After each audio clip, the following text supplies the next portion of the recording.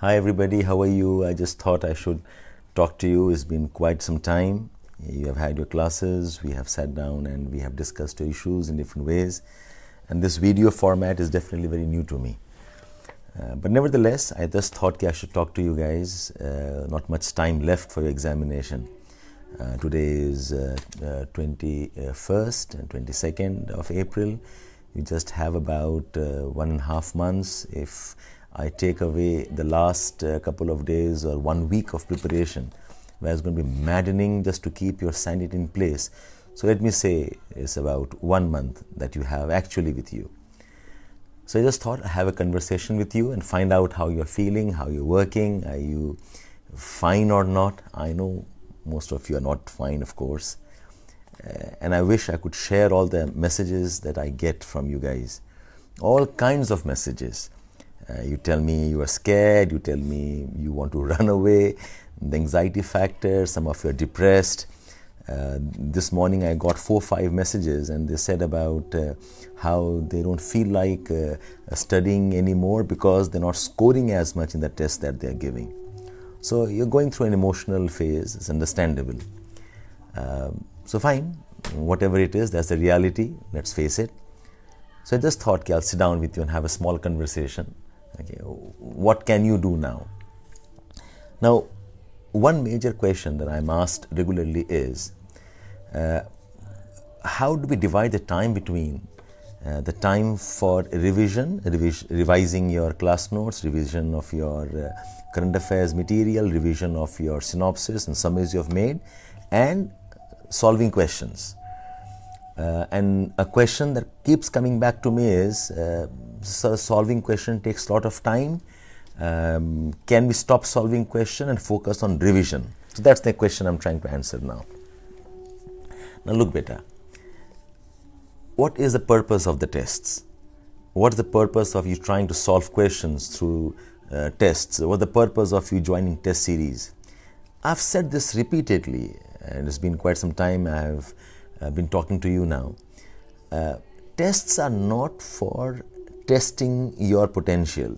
Tests are just a way of helping you focus and study those things which you probably have skipped, and importantly, studying concepts in a different way where you probably thought you know the answers and the concepts, but the questions can always trap you. So the solving tests and trying to answer the tricky questions is not really apart from a revision. It's part of a revision. So if I'm given 2 or 3 questions to solve, I take time thinking on the questions, looking up the choices. I try to eliminate, I try to attempt some smart guesses. So I'm thinking, I'm processing, and that is study. And after having solved the question, you look up the answer. But don't trust the answer.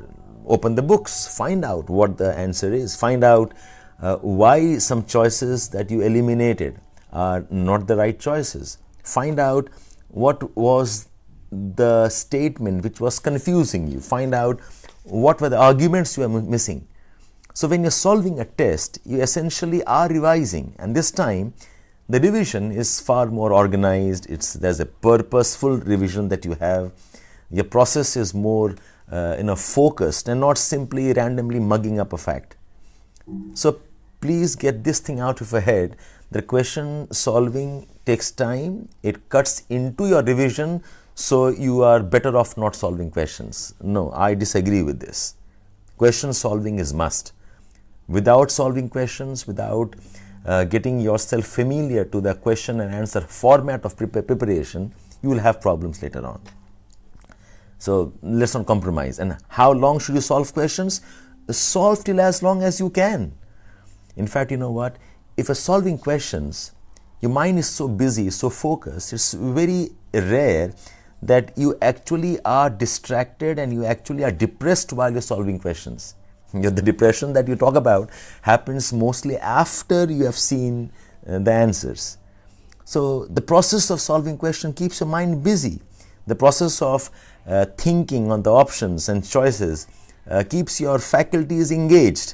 You are listening, you are keeping track of your time, you're trying to scan.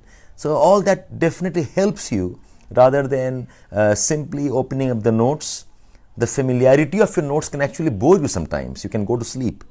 So solving questions helps you focus better. Solving questions helps you revise better. Solving questions also helps you identify what are your weak links, what are the areas that you need to work on. So let's not compromise on this. Keep solving questions, I'll say if possible till the last 2 or 3 days. So maybe end of May, 1st of June, keep on doing the questions. One. The second question is, now this is a major concern from many of you, that you're scoring less and you're not feeling confident, and despite all the revisions, you still are not able to minimize your errors, and your scores not improving. Now my question to you is, when you say your marks are less and you're not improving, most of you share your scores, that I've got 20 out of 70 questions correct. I've got 30 out of 90 questions correct. But that's not the right assessment. When you say you've got 20 questions correct and probably others are wrong, find out 2 things. The questions that you think you are getting correct, are they really your confident choices, or just that you are lucky, you tried some guesses and you've got them right? And the questions that you did not attempt correctly, what was the reason there? Was it because you were making silly mistakes? Or is it because you read the question wrong, the question says not correct and you are reading correct? You probably are reading the choice B and marking the bubble on C. So find out the reasons why you're not scoring more. So your score of 30 out of 70 or 90 and 20 out of 60 or 70, it means nothing to me till you give me a good, nice analysis. And that takes time. Because the fact is, if you are solving questions and attempting only those questions which you are confident about, you have no chance of qualifying. Bulk of the questions you'll have to attempt back in the examination are those questions which are 50-50, 60-40, touch and go. You probably are trying to relate things, and that's an art you have to perfect now. So don't be depressed about what scores you get. Have the courage, have the patience, have the intent of analyzing why the scores are what they are. Have time, spare some moments where you can sit down and start analyzing why certain type of questions you are repeatedly making mistakes on, and why some of the other questions you are pretty confident about. Without this analysis, your scores don't really matter. So if you remember, in this Telegram wall, I have a letter of intent with you, shared with you. And in that I had given you a small table. Find out how many correct, how many incorrect, and how many of those were confidently marked, how many of those were smart guesses. And do you have a tendency to go for blind guesses? Because blind guesses are the most dangerous ones. So analyze your scores. No point fretting about the low scores, no point worrying about low scores. Find where are you going wrong and try to work on it. Now the argument that you are working very hard and you are still not getting right kind of scores. See, if the reason for low score is you are having deficiencies in your concepts, the reasons for low score is the areas which you have not covered. The solution is go back and start reading on those. If you are getting low scores because you are consistently understanding the questions wrong, then go back and start focusing on how to read the questions with more focus. So more than the scores, what I am concerned about is what are you doing with your scores. Okay. So I don't think you should be so distressed and troubled, and anxiety is understandable. This is a huge examination for all of you. It's, for that matter, we all know it's a tough examination. It takes a lot to keep yourself motivated in the process. So I understand you are anxious, you are worried, you are scared, but it's just a mind thing. You can't keep saying you are scared and you can't shut down the books. You can't keep saying you're anxious, you don't feel like studying, and you end up shutting your books. Emotions apart, your sense of anxiety apart, you have to have a discipline. No matter what you think, no matter how good or bad you evaluate yourself, okay, have the intent, have the tenacity of not giving up. And for that, I have got no formula for you. I have got no magic potion. I don't have any trick up my sleeve. You will have to find ways to be in the race. And let me assure you on this, I mean, there's enough amount of trust that we have for one another here. I get such messages from so many of you. It's impossible there is somebody out there who says, I am confident of qualifying. In fact, that's a dangerous sign. Okay, it's actually bordering on some bit of overconfidence in that case. Okay, so don't trouble yourself so much, okay, into quitting the examination. And anxiety, you are scared, you are having all kind of negative thoughts. Okay, that's okay, it happens. And in fact, solving questions can definitely be a good way of keeping your mind distracted from negative thoughts. Okay, so analyze your scores. Okay, so don't worry about how it ultimately will pan up during the prelim examination when you actually go for it. For now, okay, don't give up. Keep up your efforts, and I'll talk to you more often. That's what my intent is.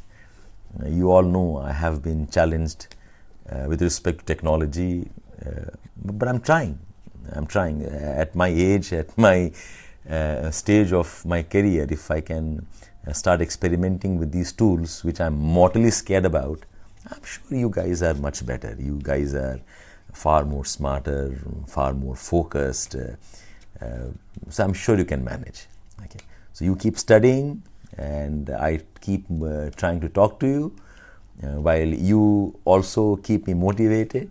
Okay, that I'm able to deliver and learn the process of shooting videos and posting online, right?